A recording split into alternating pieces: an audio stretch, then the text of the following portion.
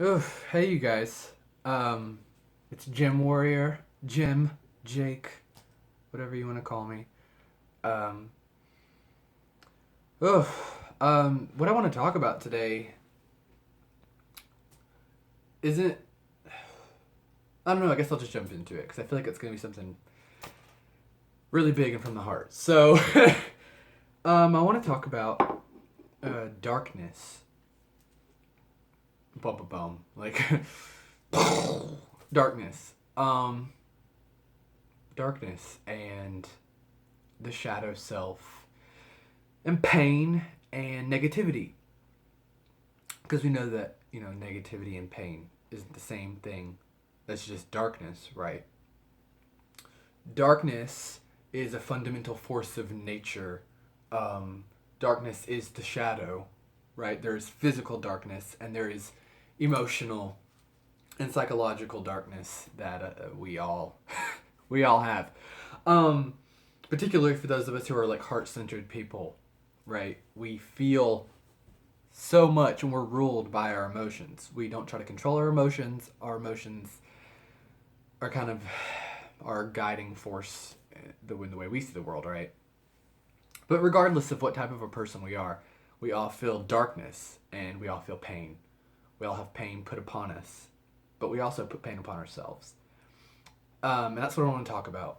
I'm going to talk about a lot of things, but um, if you are afraid of your pain, and I think on some level we're all afraid of some part of our pain, that's why we hold on to it.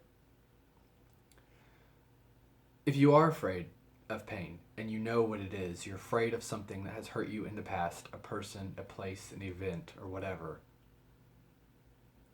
then why are you still holding on to it? I think sometimes we hold on to pain because we think that if we let it go, what will fill the space that pain once held, right? My hair is doing something crazy. Um,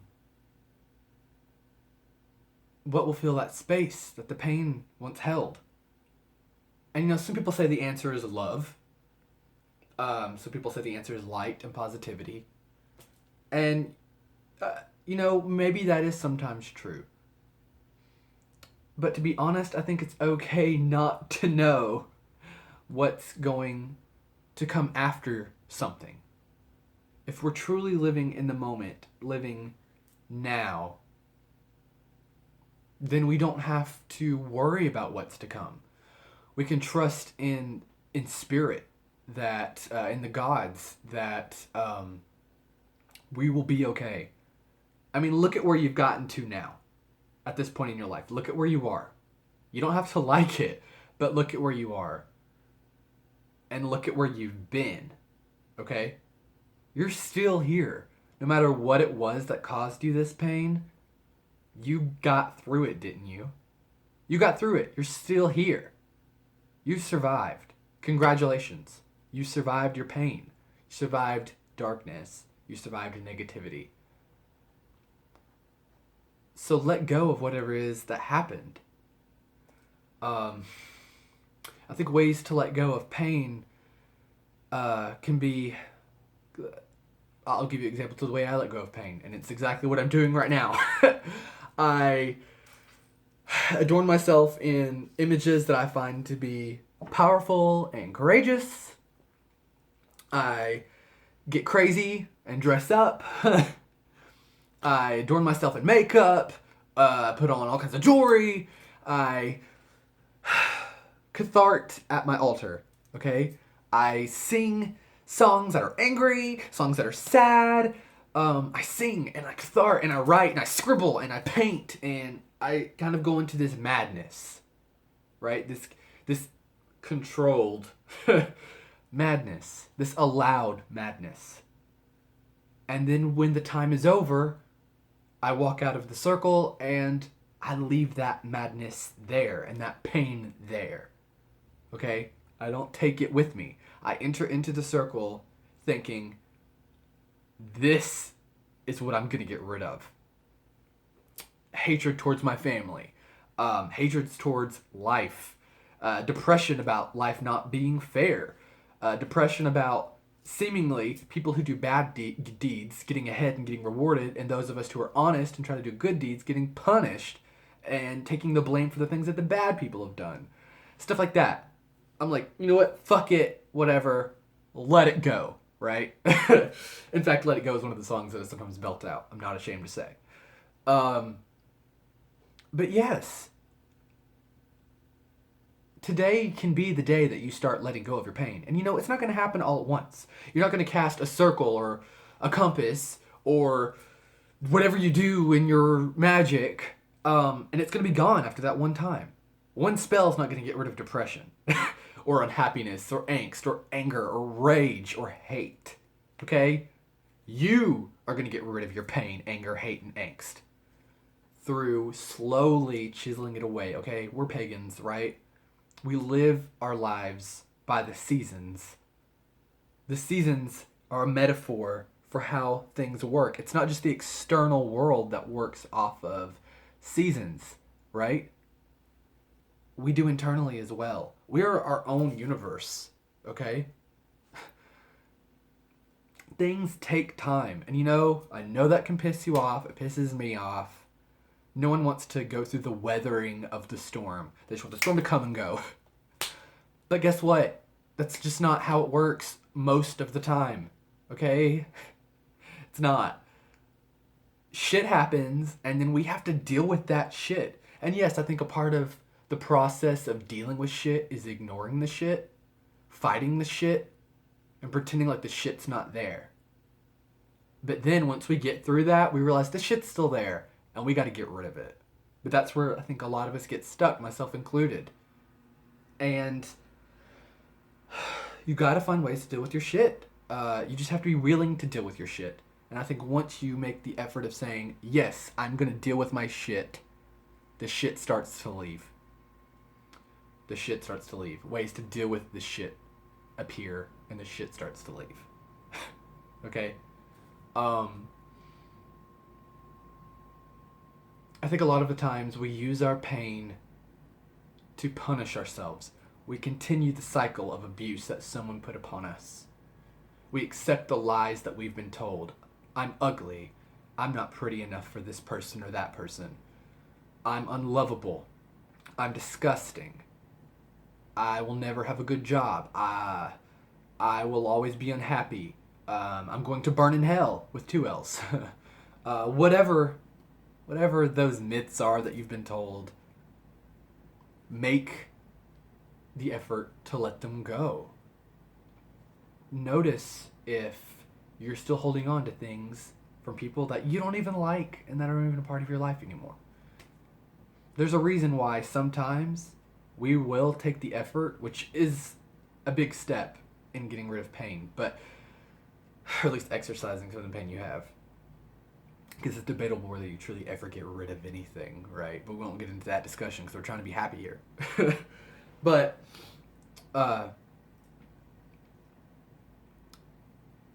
sometimes we can get rid of the person who is causing us pain, and the pain's still there. Because guess what? Maybe not on a conscious level, but on some level, we may have still decided that a part of them were true. Whatever they said to us was true. And we take on that agreement. There's actually a really great book about stuff like this, The Four Agreements. Later he made a book called The Fifth Agreement by Don Miguel Ruiz. It's a really good book. If you haven't worked The Four Agreements, I keep them on my fridge. You should definitely check it out. It's great. It's really great. Also, his book, The Mastery of Love, is amazing. By the way, side note, can I not make a video without recommending books, you guys? It's crazy. It's crazy. Anyway, I think the moment you decide to finally let go is the moment that you will start letting go. You're not going to get rid of darkness and pain and stuff by yourself. There's tons of methods, like I said before, in doing this, you guys. But I'm not going to sit here and preach to you and tell you, like, what methods you should do. Because I don't like when people do that to me. I don't. I like finding my own ways. I like being creative and letting spirit and my heart guide me through whatever process I'm in. My cats are rolling around on the ground. Sorry, it was distracting. I guess I kind of have to retract what I just said a little, because I will give you at least things that I have done to get rid of my pain. About certain things, particularly my relationship with my family, which is virtually non-existent. I'm not going to talk about it a lot because I'll get choked up. But I harbored a lot of anger and hate towards my family. And I felt betrayed by my family, and like my family had failed me, stuff like that. And when I was first starting out, getting really serious in magic, about 8-9 years ago, Jesus, yeah, like 9 years ago, yeah, geez, one of the things I did was read about this concept. I can't remember now where I figured out the concept of where I read it out, but I heard about this concept of the higher self and the lower self, right? Or the light self and the shadow self. And, again, being this creative person, enjoying art in all of its venues, I decided to draw pictures of my light self and my shadow self. And I named them and gave them very specific looks. Ezra was my higher self. It's all the positive aspects of me in one form, right? And then Evan was and is my shadow self, my lower self. All the negative things about me personified. Everything negative and everything positive into two people, like the little angel and devils on your shoulders. I even assigned them animals and everything. Like, I got really in depth with you guys. Like, I saw Ezra as this almost angelic figure in like golden armor that looked like bird armor, and Evan as this like gnarled, like raccoony guy, like raccoon, seriously. And anyway, I would meet with them, but we're talking about Evan, right? So I would go and talk to Evan, right? Like, as if he were something outside of myself. I would travel to the underworld in ritual, and I would go and speak to my lower self. And I would just let him talk. I would just go and say, okay, you seem to have a lot of anger. Tell me about it. Tell me about it. And from there, Evan, you see where this like controlled madness comes in, right? In ritual for me. Evan would scream, bite, much like my cats are doing right now. Yell. I would basically allow myself to be angry. And I would like claw at the floor and really look probably really freaking crazy on anybody looking in. But I would have these dark rituals, as I started calling them, these shadow rituals. But I would have these dark rituals regularly. At first, it was almost daily. I would just let myself go crazy and, like I said, shout, scream, claw, hiss, cuss, like just go on these cussing rants.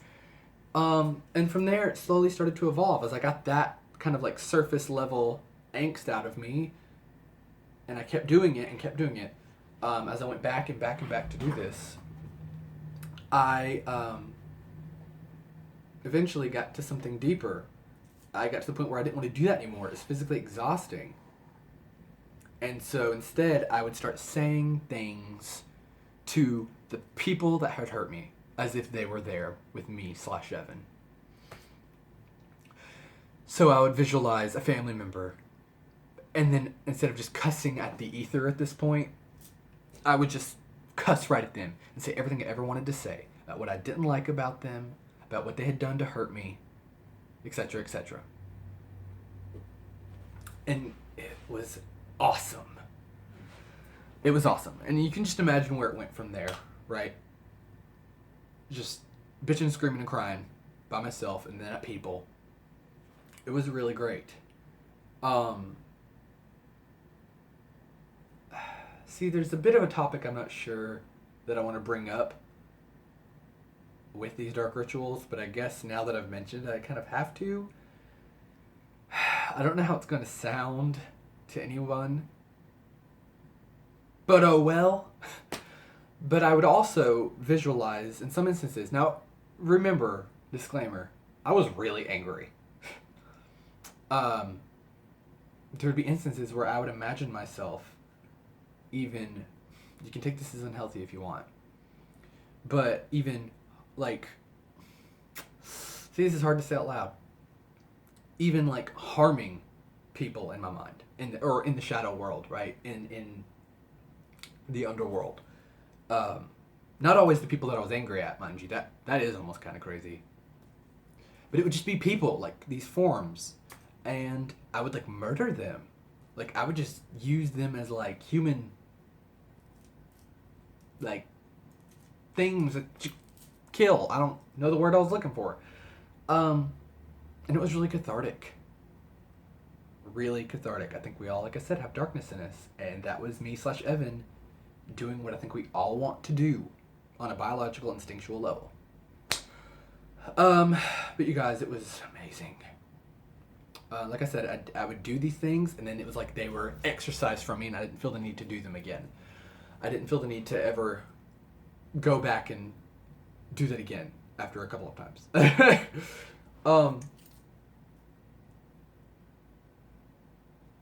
But that's just one example of how you can deal with negativity, darkness, shadows, whatever's, things that are plaguing you.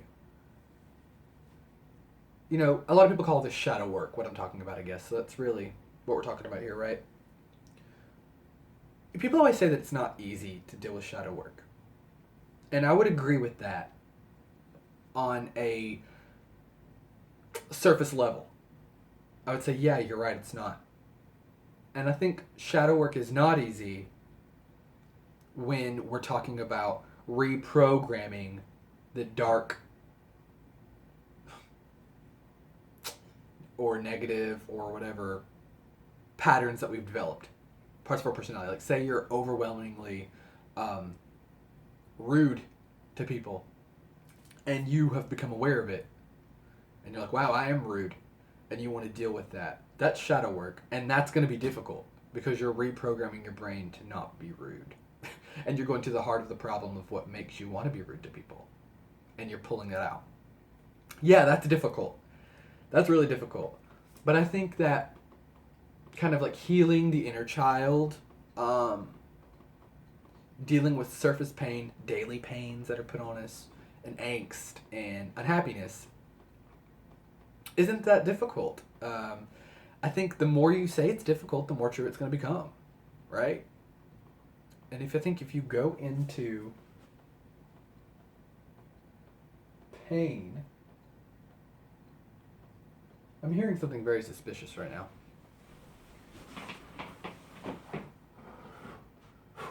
Okay.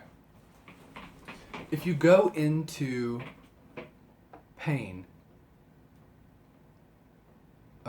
work with, this negativity, this block against it, which is kind of a negative thing in itself, then yeah, it's going to be hard. You're not going to get through it. You have to really want to let go of your shit, to get rid of your shit. But it's not impossible. And you don't have to know what happy is going to look like. You just have to know that you're fed up with shit and you want to get rid of it. I think we all know how good it feels to have a small catharsis. To watch a scary movie. and enjoy it, or to read a really sad book and feel sad during it. Like, those dark emotions are really enticing, and they make us feel good because on a small level we're getting rid of those emotions, but also because we're allowing ourselves to feel them. I always tell people, when I'm balancing their chakras and reading their cards or their ogams or whatever, I always tell people, feel what you're feeling for as long as you feel it. I mean, seriously, feel what you feel for as long as you feel it. Until you just don't want to feel it anymore. Or until the feeling runs out. Sometimes if we give ourselves permission to feel, the feelings will go away. Okay? They will. And sometimes, if we allow ourselves to feel, we will feel them for an extended period of time and then be like, okay, I'm done. Now I'm making the choice to move on from this. So whatever way you need to move past whatever your problem is or problems are, find it and do it. Don't be afraid to step into the shadow self and let him or her speak. Or they. Let them speak. Let them have their peace. Let your darkness have its moment in a constructive way. I guess that kind of wraps up what I want to say. I'll probably make a bajillion videos about this in the future because there's always more to talk about with darkness. Darkness seems to rule our conversations more than light. It seems to, at times, rule our world more than the light. So I'm sure we'll talk about this again and again. But these are just kind of my surface thoughts about pain and negativity and darkness. I hope you guys found something in this that can help you. It's definitely been cathartic for me just to say these things to someone else, because I'm a solitary practitioner. Yeah, I guess that's it. I hope your day, or wherever you are, is amazing, and I hope that you find a small moment, even if just a few seconds, to be still and just breathe for a second. Okay, bye you guys.